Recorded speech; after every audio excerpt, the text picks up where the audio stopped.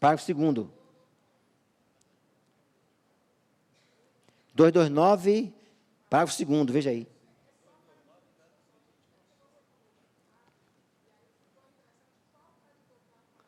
Tá. Então, eu vou voltar. Mas, na verdade, tem uma norma nossa do Conselho Superior, ministra Kátia, que diz que, em nenhum caso, há prazo em dobro para processo eletrônico. Nos casos, salvo a união, porque tem prazo regulado em lei própria. O que eu falei foi o seguinte, só para deixar claro que eu estou indo muito rápido, talvez não tenha... A observação foi importante. O Código diz que, havendo litigantes com advogados que atuam em escritórios distintos, é a visão do novo Código, o prazo é contado em dobro. Esta norma não tem aplicação quando se tratar de processo eletrônico, porque, neste caso, os autos estão disponíveis para quaisquer dos litigantes. Mesmo antes do Código, no caso do PJE, há uma norma do Conselho Superior e do CNJ que dizem, as duas normas, que não há prazo em dobro para processo eletrônico, porque, disse eu, o princípio que fundamenta este prazo em dobro é a utilidade dos prazos processuais. Como os autos estão disponíveis em tempo integral para quaisquer das partes, não há razão para a contagem do prazo em dobro. E esclarecendo também, acrescentei, se o prazo é exclusivo do Ministério Público, prazo próprio dele, não há também contagem em dobro. Exemplifiquei o prazo de 15 dias que ele tem para se manifestar nos recursos repetitivos. Como é um prazo atribuído para ele de modo exclusivo, um prazo típico dele, próprio dele, não há que se falar em contagem em dobro, neste caso, para o Ministério Público do Trabalho, nos nossos exemplos aqui dos recursos repetitivos. Agora, acho que fui claro, né?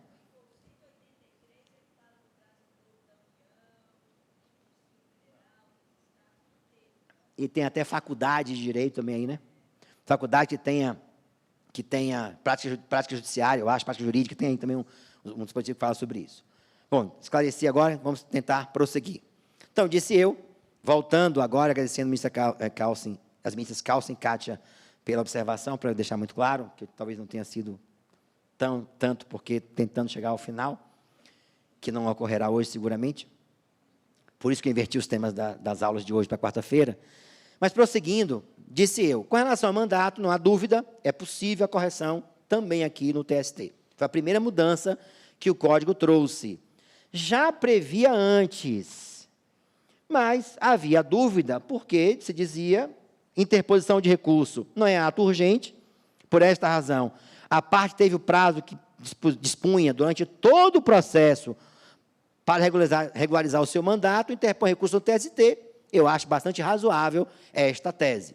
Todavia, o Código, privilegiando a decisão de mérito, disse, agora, em Tribunal Superior, inclusive, há a possibilidade de que a parte possa regularizar o mandato que outorgou ao seu advogado.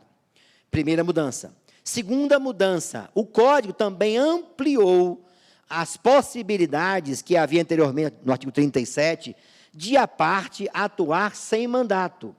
Além do ato urgente, e para evitar prescrição, incluiu mais uma para evitar preclusão.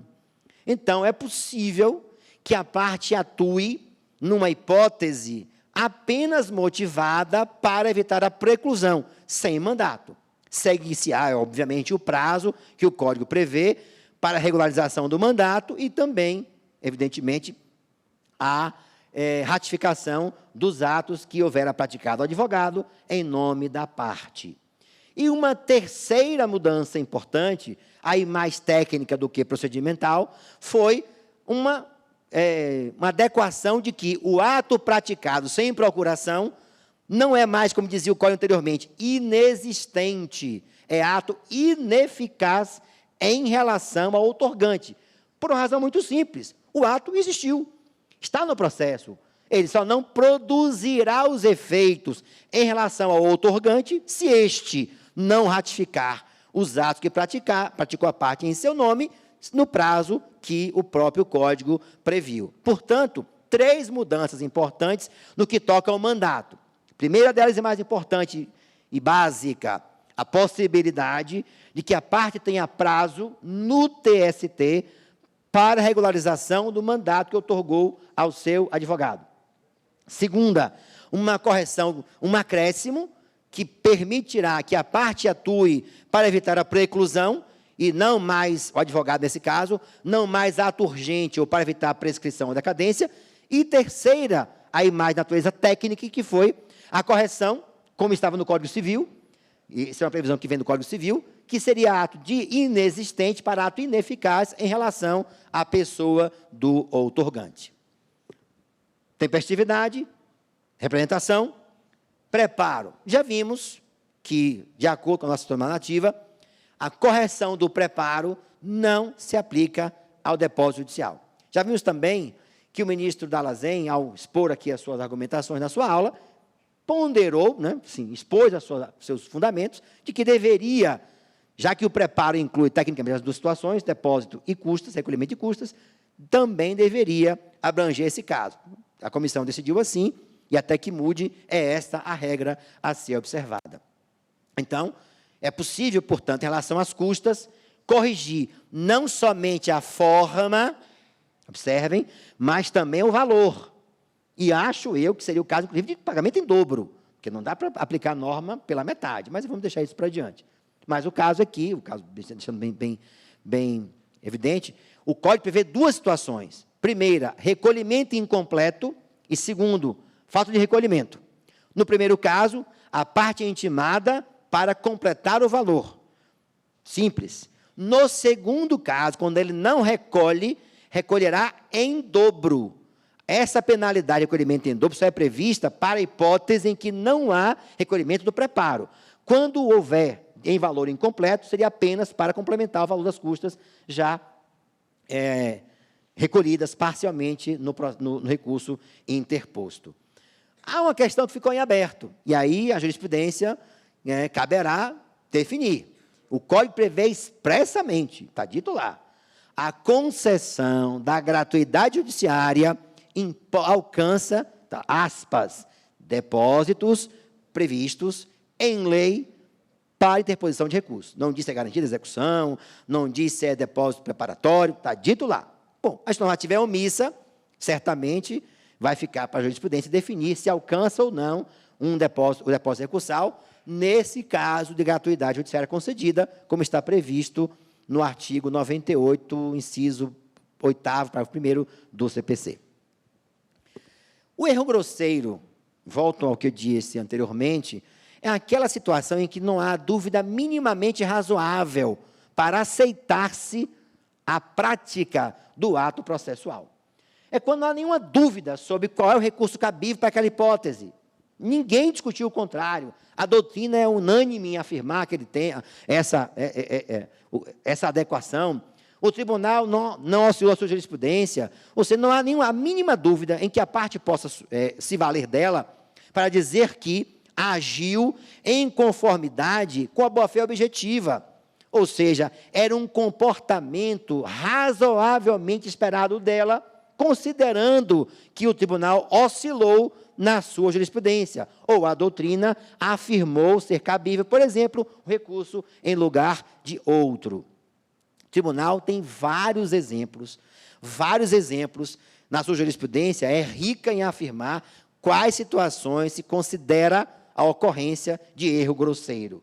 A meu sentir, estou afirmando, com apoio do professor Marinoni, professor Arenhart, professor Metidiero, que o erro grosseiro subsiste ao novo Código.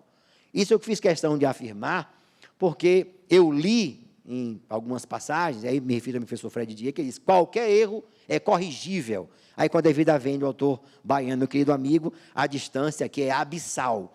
Porque, senão, nós estaríamos aqui a corrigir, por exemplo, o pressuposto intrínseco, que seria reabrir a oportunidade para o novo recurso. Então, a lei é clara ao dizer que quais são os pressupostos que a parte deve observar para que o seu recurso seja aceito como tal. E a adequação é a pertinência entre o recurso e a decisão proferida para viabilizar o seu exame. A meu sentir, se não houver uma dúvida doutrinária, jurisprudencial, minimamente aceitável, é erro grosseiro, recurso não pode ser conhecido, e isto subsiste ao novo cenário de 2015, com o Código de Processo Civil já analisado. Também uma novidade contra a adequação, já foi falado aqui, não me lembro agora exatamente por quem, é o julgamento antecipado parcial de mérito, que vai mudar a nossa realidade. Nós teremos aqui a oportunidade de ver o processo chegar aqui mais de uma vez. Basta que o juiz decida, e o Código diz quais situações é possível, que fundamentalmente são os casos em que a lei já autorizava o julgamento antecipado do mérito, agora o faz afirmando claramente a incorporação da teoria dos capítulos da sentença de Dinamarca, ou seja, reconhece que a sentença é autônoma nos seus capítulos e, por isso, é impugnável, diz a sua instituição normativa, com recurso ordinário de imediato. E, se houver recurso ordinário de imediato, claro, poderá haver recurso de revista também imediato. Claro que isso provocará uma mudança na nossa realidade procedimental, que é enfrentar aquele processo mais de uma vez. Mas também, se formos verificar os casos que a lei autoriza, não serão grande novidade.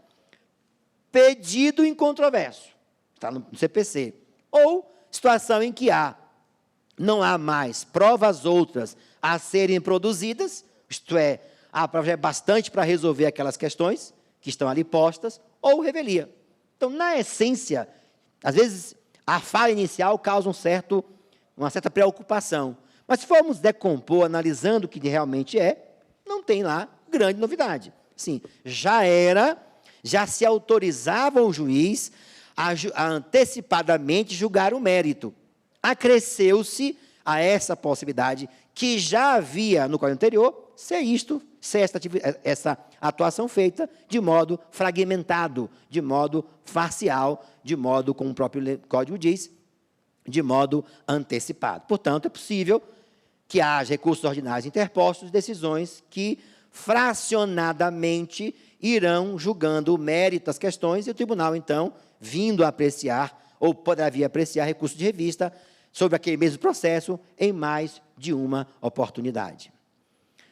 Um ponto fundamental que nós também temos que observar, os tribunais ainda estão meio perplexos com essa afirmação, que está na normativa 40, é que subsiste o incidente que determina ao tribunal uniformizar a sua jurisprudência.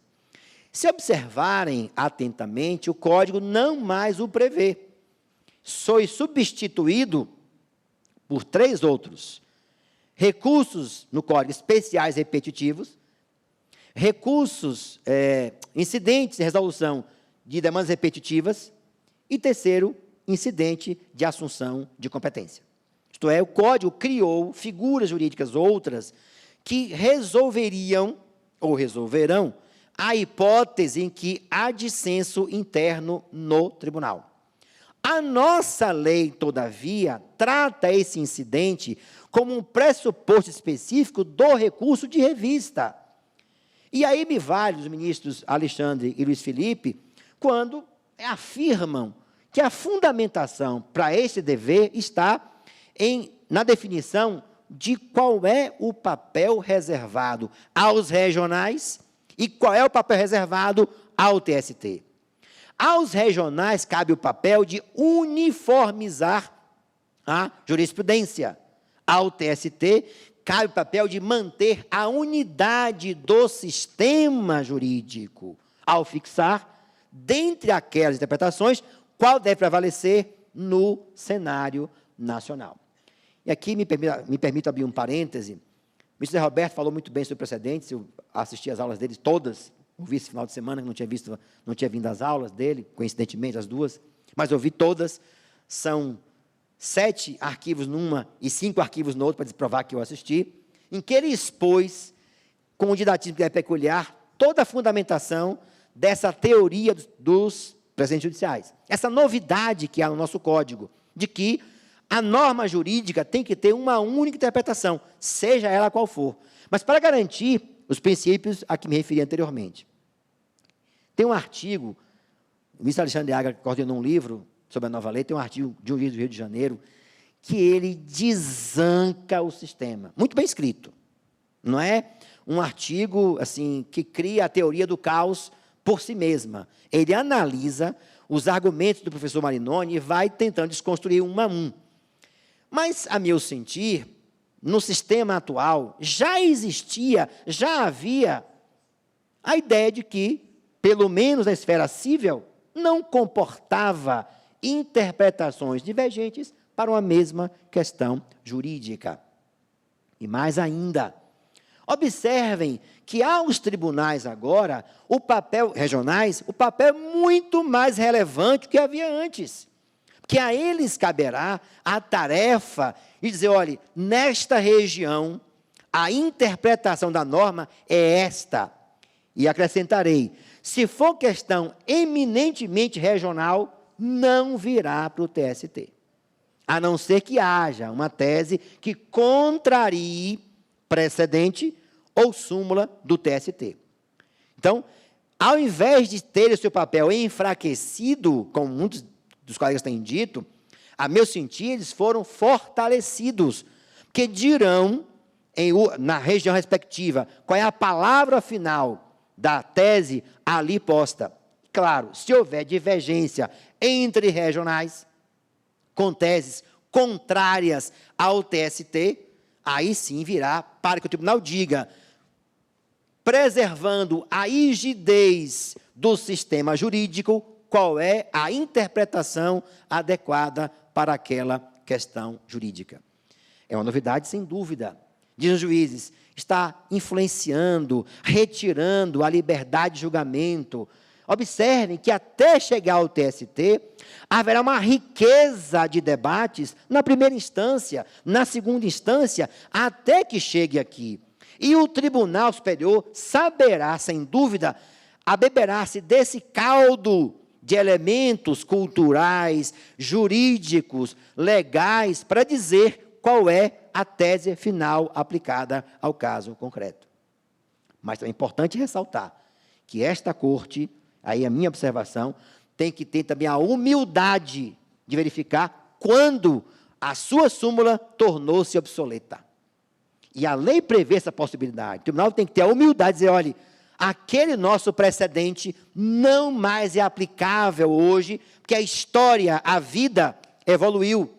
A dinâmica da vida ela é importante para fundamentar a defesa do precedente, para mantê-lo, ou seja, o precedente é atual, o precedente continua rígido, ou para dizer que isso não haverá nenhum demérito à corte, ao contrário, é um exercício, e o Supremo fez isso. Quem se lembra aqui da questão relativa à competência acidentária. Fevereiro de 2005, julgou, dizendo que não era competente, junho de 2005 disse que era competente. Ou seja, e reconheceu que errou, que errara anteriormente, ao não reconhecer que já era competente essa justiça. E me lembro bem que o juiz Pertence chegou a dizer o seguinte, Sepúlveda Pertence, que a rigor, desde 88, a competência era nossa, usando a expressão que ele utilizou, né? Ou seja, o Supremo teve a humildade de dizer, erramos, e ainda há tempo de corrigir o nosso erro. Então, a mesma coisa se aplica a esta corte. O precedente passa a ter um papel fundamental quando é elevado à condição de norma jurídica. Da mesma forma que a norma sofre os refluxos e influxos da vida, e o legislador muda a norma, o TST também, os tribunais superiores também, e o Supremo idem, deverão ter esta humildade institucional para dizer o seguinte, o nosso precedente, por esses fatos, agora não mais é contemporâneo, não mais é atual, não mais é eficaz. Modula-se para evitar que o passado também retroaja no futuro, e, doravante, o precedente passa a ser outro. Então, o incidente subsiste e cabe a quem pegar o voto, superados os demais pressupostos, verificar no regional. Encontrou uma decisão contrária à tese que o voto proferiu e o recurso impugna, devolver ao tribunal para que ele uniformize, primeiro, e segundo, restitua à turma aquele julgamento para que ele adeque ao que o tribunal decidiu. Porque, evidentemente, o incidente sempre teve internamente força vinculante. Não é à toa que a lei dizia, a CPC dizia, voto individual e motivado de cada um dos julgadores.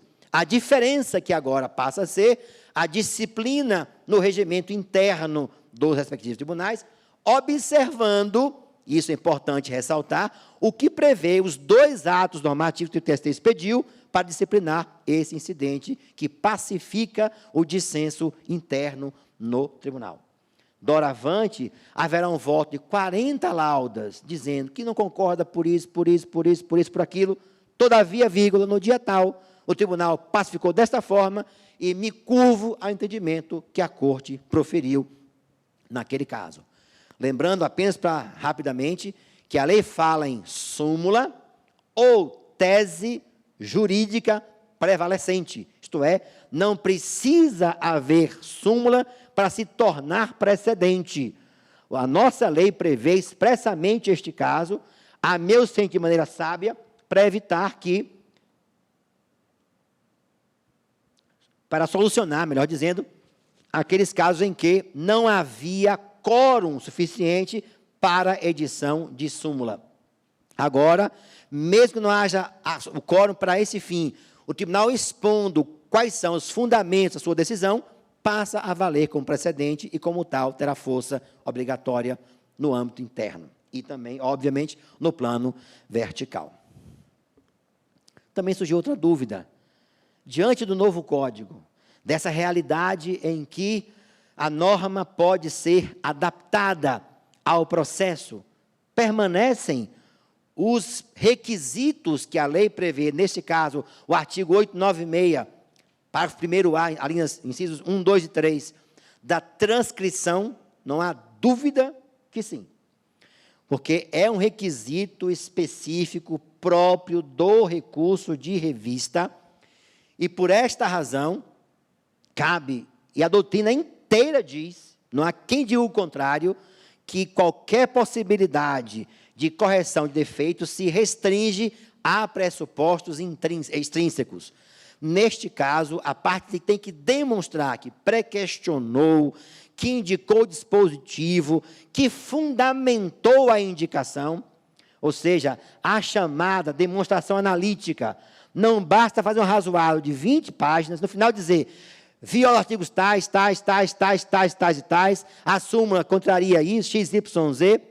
A meu sentir, isso é uma posição que eu tenho, que obviamente vocês ouçam o que disser o ministro com quem vocês trabalham. É a minha posição. Para mim, indicou o dispositivo X, violou, por que violou aquele dispositivo da lei? Contrariou a súmula tal, por que contrariou a súmula tal? Por isso a lei diz demonstração analítica, que nada mais é do que a resposta fundamentada, ou melhor, o argumento que a parte trouxe para justificar a resposta fundamentada do tribunal.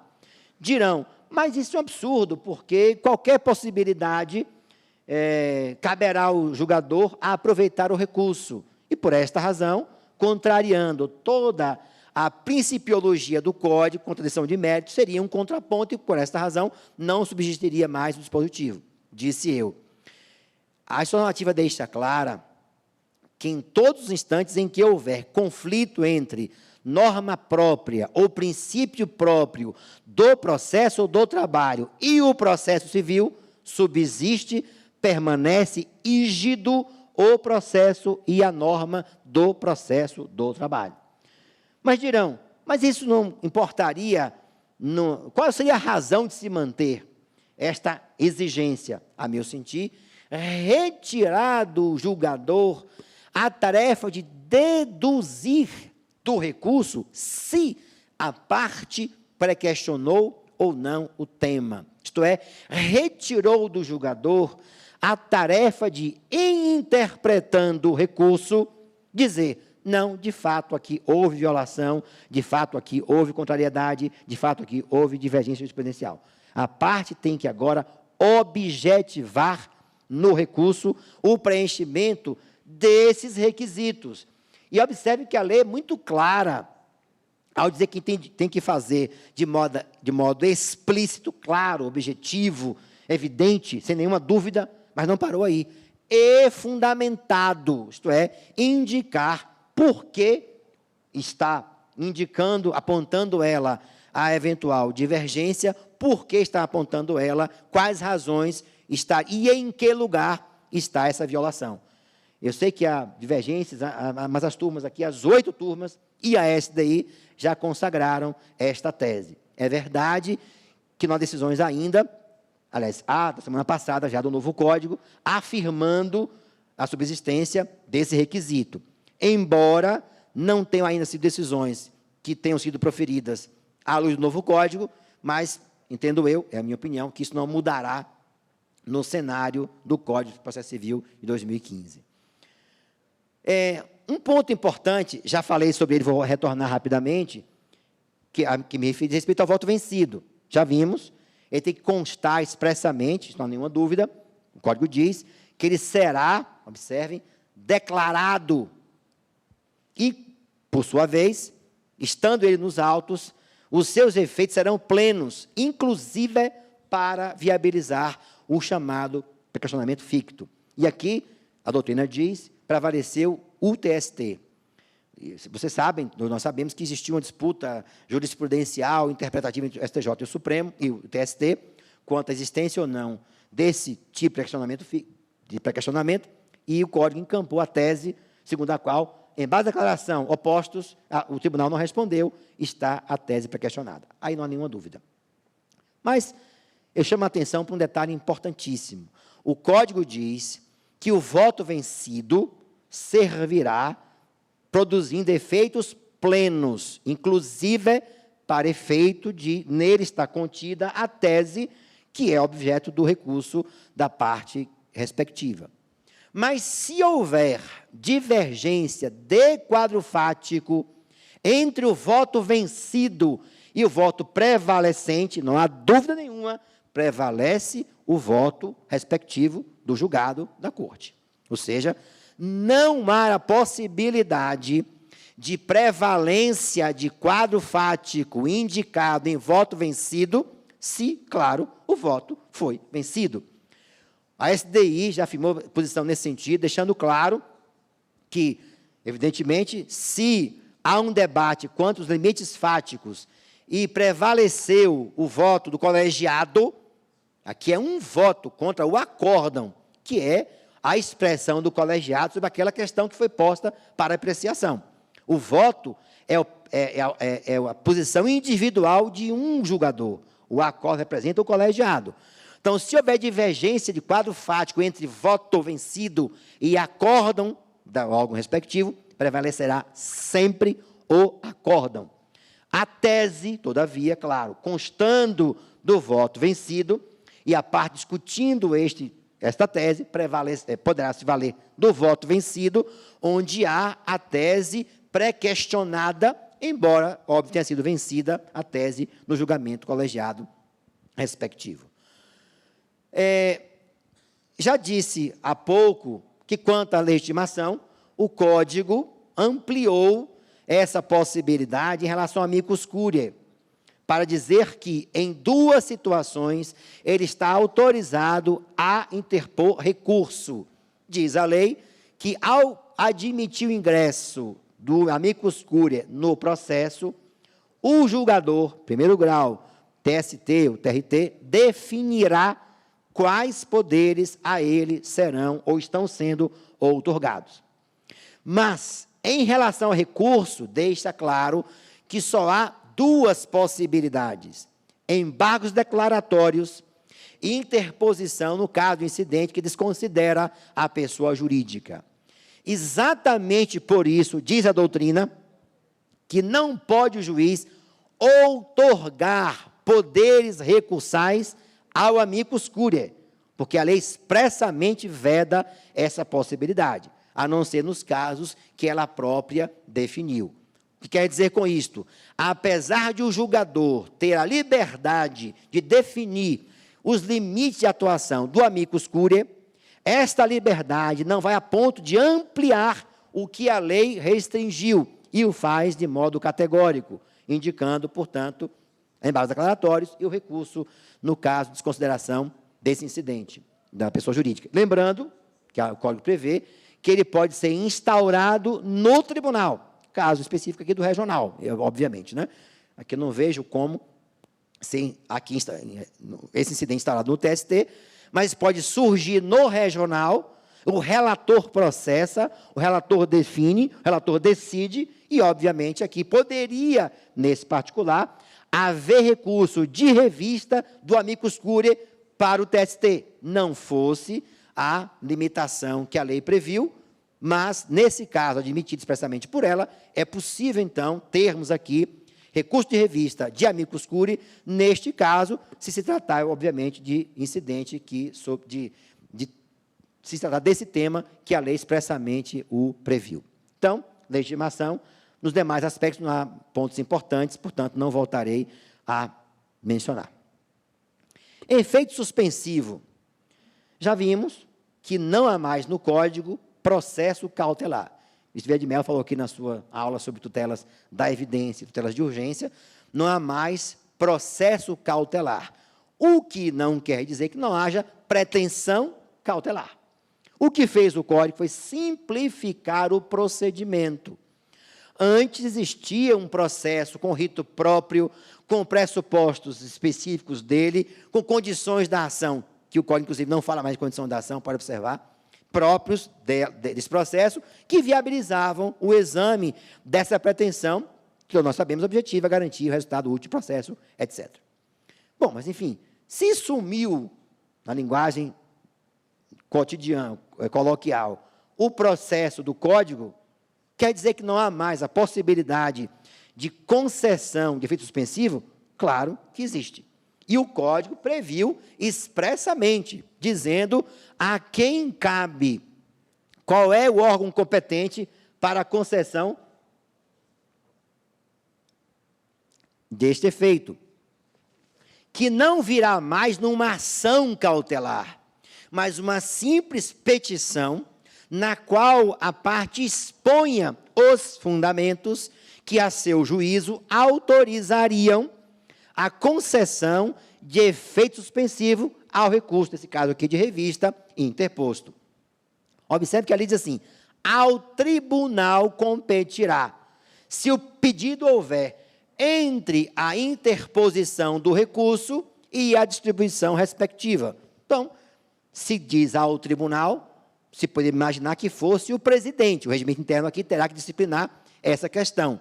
Ou seja, como o recurso não foi ainda distribuído, haverá que se prever a possibilidade de, ou o presidente distribuir de imediato, ou ele próprio conceder ou não, analisar o pedido, e assim que houver distribuição, remetê-lo-á ao respectivo relator. Acho eu, claro, que ele deve, tanto quanto possível, designar o relator, pela forma regimental própria, para que analise o pedido. Mas o regimento interno não prevê essa possibilidade, até porque o Código Novo a introduziu. Se já houver distribuição, o relator deverá fazer a respectiva análise. E caberá ao presidente do TRT promover essa análise no caso de recurso sobrestado, em se tratando de recursos de revista repetitivos. Isto é, remete, portanto, ao tribunal a análise do sobrestamento em se tratando de recurso interposto, sobrestado, oriundo de uma decisão de afetação proferida em recursos de revista repetitivos.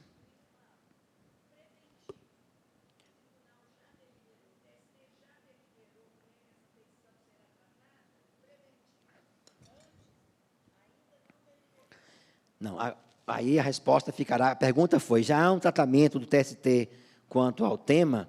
Que eu saiba, não. A Comissão de Regimento Interno. Não, aí vai ser petição comum, como é tratada hoje. Só que ele vai provocar a vinculação, né, do relator. A quem distribuir essa petição para apreciação, Me parece, Mr. Caos, vai ficar nos mesmos casos que se prevê nos plantões, né?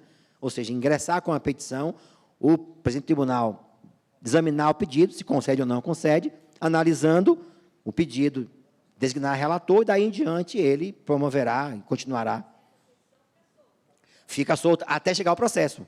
Ela vai vincular o relator, observe, a pergunta foi, a petição ficar solta? Fica sim, porque vai ser uma petição comum que vai provocar, com o relator distribuído essa petição, a vinculação da relatoria, até que chegue, observe, aqui é entre recursos já interposto e a distribuição que não aconteceu ainda. Mas a parte, se antevendo a possibilidade de efeitos imediatos, procura fazer com que o tribunal suspenda. Como não há mais ação cautelar, é uma petição comum, onde ela vai expor a fundamentação, claro. Hã?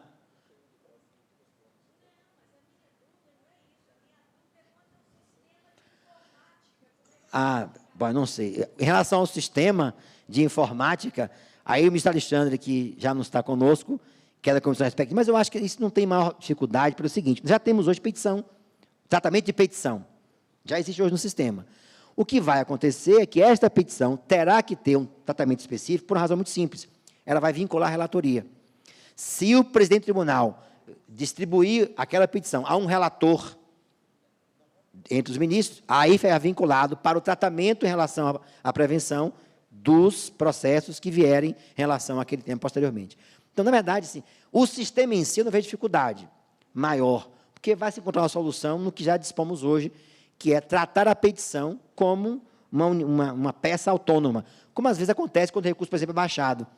Chega a petição na secretaria da turma. Não, eu acabei de dizer. Quando é distribuída. Que o presidente do tribunal pode, por exemplo, despachar a petição, aguardar que o recurso suba, pode, eu não sei como o regime interno vai disciplinar isso. Quando houver distribuição do processo ao qual se refere aquele recurso, vincular a relatoria, ou seja, remeter a petição ao relator respectivo. Ou disciplinar que permanecerá, ele despacha aquele requerimento, distribui a petição e aí vinculará a relatoria do recurso que vier a ser interposto posteriormente. Bom, gente, eu comecei pontualmente no horário e disse a vocês, aos senhores e às senhoras, melhor dizendo, que usaria um tempo da próxima aula para concluir a parte de recursos, porque não deu tempo, ainda faltam 33 lâminas, que eu quis fazer uma passagem de recursos integral. Então, na próxima aula, eu vou terminar recursos e falei de execução. Como a execução aqui, as matérias não são tão significativas em termos de conhecimento, eu deixei um tempo menor para execução. E aí, deixarei meia hora para perguntas.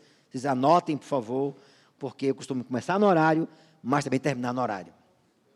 Salve o ministro Bito Pereira, que tem passe livre. Efeito suspensivo à aula, é assim. É efeito suspensivo que me foi concedido até a próxima aula. Ok? Então, eu deixo meia hora para a aula que vem. Tá? Um abraço.